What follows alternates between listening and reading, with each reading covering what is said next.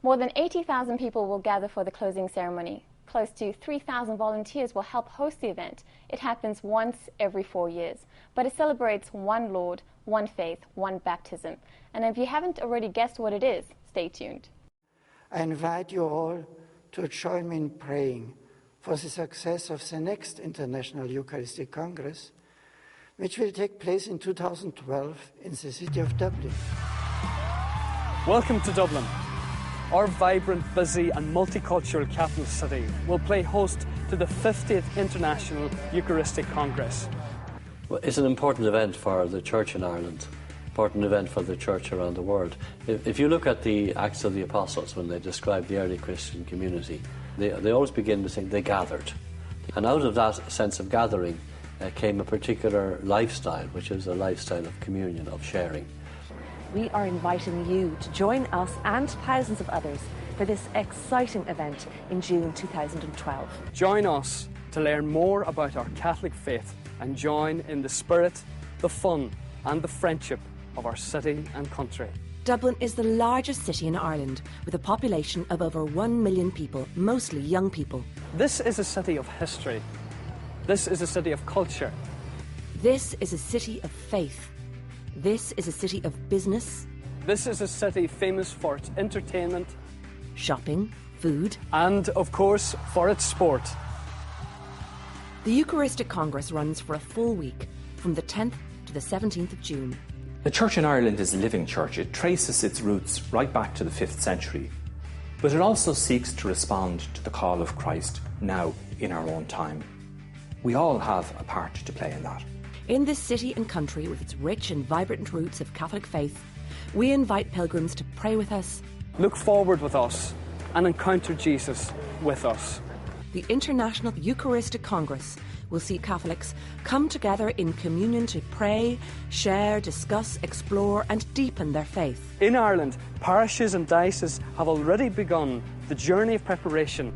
I think the Congress is going to give people from the west of Ireland a great opportunity to celebrate their faith with everybody from Ireland and also welcome those coming from all over the world. We have to be getting down to business now, making sure that we make spiritual preparation in the diocese, in every diocese. And this place is a centre of pilgrimage, and this is one of the places where we hope to have preliminary gatherings and so on. We would like to have a Eucharistic Congress which is one very much of our times, but also which will make us critically examine some of the things about our times and to try and see what a church of communion would mean in its relationships with people within the church and its relationship with the wider society in which we live. The week-long series of events will see speakers from the Universal Church explore and deepen our faith and communion with each other. It will be a chance for us to find out more about just what it means to us to be part of a living church. The Congress will culminate with an open-air Mass here in Ireland's premier stadium, Croke Park, on June 17th, which will be shared live around the world. We are looking forward to sharing with you just what is best about our church, our city, our country. And as hosts, we are planning a series of special events and celebrations. Join us. Biggie Lynn.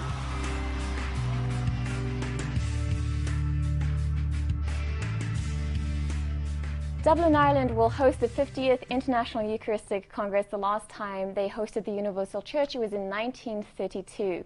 In 2012, the event will be held from June 10th through to the 17th, and here in our studios, Father Kevin Doran, who is the Secretary General for the International Eucharistic Congress for 2012. Thank you, Father Doran, for being with us today. Thank you for having me. Father, I'm going to begin with the question that I hear most often, and that is, what is the International Eucharistic Congress?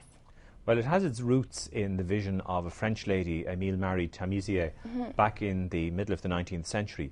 They were difficult times for the Church in France after the Revolution, when there were severe restrictions on the life of the Church and on the ministry of priests. And her vision, together with that of Peter Julian Eymard, the founder of the Blessed Sacrament Fathers, was that we needed to rediscover the centrality of the Eucharist in the life of the Church. So in the beginning, the Eucharistic Congresses were national. They were in France. They later became international and began to settle into a pattern of once every 4 years. The big change that took place, I suppose, was in the second half of the 20th century, when coming up towards the Second Vatican Council, there was a renewed focus on the actual celebration of the Eucharist. And so the emphasis of the Eucharistic Congress moved away slightly from simply, if I can put it that way, simply the Blessed Sacrament exposed for adoration, to the celebration, adoration and living of the Eucharist, and the social responsibility that comes from being a Christian in the world today. The last Congress was held in Quebec City, another place with very strong Catholic roots. Can you tell us what the significance of this Congress will be for the Irish faithful today? When it was first suggested that the Congress would take place in Dublin in 2012, some people asked the question whether it was the right time. We're in the middle of an economic crisis. We're also, and more significantly, I suppose, dealing with the difficult awareness of the responsibility of the Church for the abuse of children. We're also, I suppose, facing into the reality that we're living in a much more secular society than we were before. And in some ways, all of those reasons make it both the best of times and the worst of times. But I tend to see the thing in a much more positive frame. It is a great opportunity for us to celebrate our faith and to begin a journey of renewal which is appropriate to the 21st century. The Congress in 1932 was appropriate to those times. Looking back on it now, we certainly don't intend to have a rerun of the 1932 Congress. But that okay. Can you tell us about the Congress program? Yes, understandably, the Congress program focuses around the celebration of the Eucharist, but there is a lot more to it than that. A little bit like the daily ministry of the priest. There are people in our parishes who think that all we do is celebrate Mass on Sundays, but there's more to it than that too. In the Congress programme, the celebration of the Eucharist will take place in the afternoon each day, preceded by a catechesis given by a bishop from some part of the world, and then also a testimony given by a layperson with a story of faith to tell. And then in the afternoon, the final event will be the Mass celebrated in the arena of the Royal Dublin Society. Okay. And in the morning times, we will have a programme of workshops and cultural events, beginning with morning prayer. And those workshops will focus on themes related to the liturgy, related to the spirituality of the Eucharist, to prayer, to priesthood, to justice and peace, all things that relate to what it means to be a Catholic today. Okay, so who's going to be participating in this? I mean, who are we expecting to arrive? Who are the attendees? Well, they're God's people from all over the world, and as strange as it may seem from the indications we're getting, they are literally coming from the four corners of the earth. We're expecting a large number from Canada, obviously. We have indications of strong representations from the United States and from Australia. Right. But we've had commitments from the Bishops' Conference in Taiwan and in Korea and in Peru. We know that there will be a small delegation of pilgrims coming from Palestine and literally from everywhere. That's wonderful. The IEC had a presence at the Vocations Fair in Madrid. What were you doing there, and how does this relate to the Eucharistic Congress?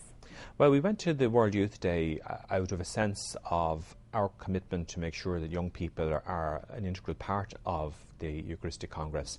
There would be a perception that a Eucharistic Congress is really for older people, and I don't think that should be the case. It certainly wasn't the case in Quebec, and I think it's a great opportunity for us to both involve young people in an important event in the life of the Irish Church, but also to position young people for ministry in the future. What in terms of the programme do you have set up specifically for youth? Well, we have a youth space which is being developed at the moment. It's going to be named after a young woman from Italy called Chiara Luce Bedano, who was beatified only last year.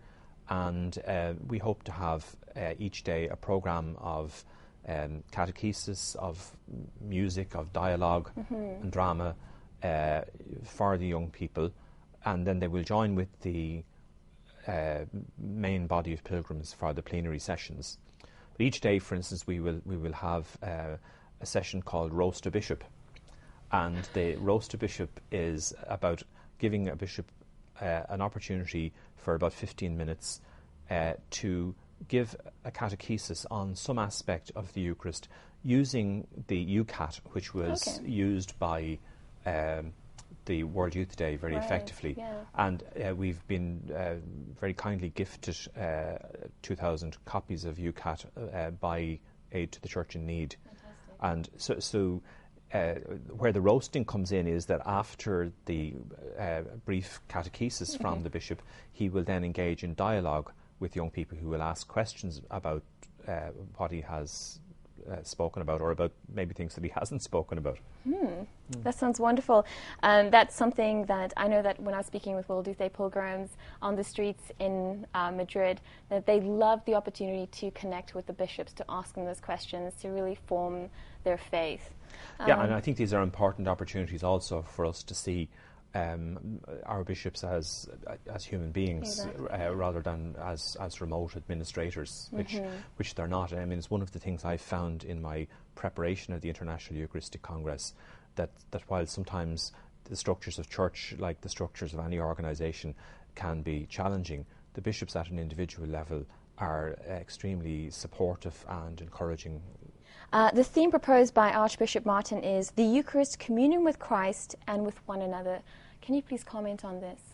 That choice began to be made already while we were here in Quebec for the Congress, because we became aware that as well as having a theme, there was also a context for the Congress in Quebec, namely the 400th anniversary of the arrival of Christianity in North America. Right.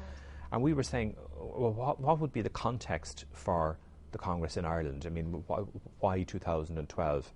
And just thinking about it, we became aware that 2012 is the 50th anniversary of the Second Vatican Council. So it seemed sensible that we would see that as part of the context, and that we would choose a theme which was rooted in the documents of the Vatican Council. When I was reading up on the theme, two things struck me. The idea of communion with one another, the second part of that theme, and then also communion with the saints. And sort of the Eucharist is an example of future glory. Or is can you explain that a little bit more? Okay, well, to go back to the first thing, which is the communion with one another, I suppose for a lot of people there's a tendency to think of communion as a thing, a sacred thing. Obviously, the Blessed Sacrament, it's the host. Right. But the word communion actually is a relational word. It means being with and being one with others.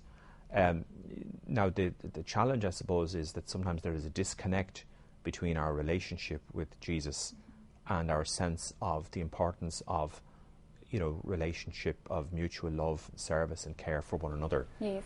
Even though down through history, the Church's commitment to the service of the poor and to the work of justice has been nourished by the Eucharist, we're not always aware of that. Yeah.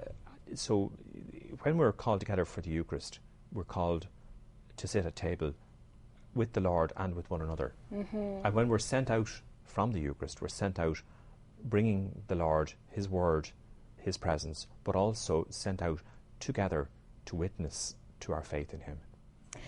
St. Mary MacKillop is one of the three patron saints. Can you comment on her as a source of inspiration for the Congress?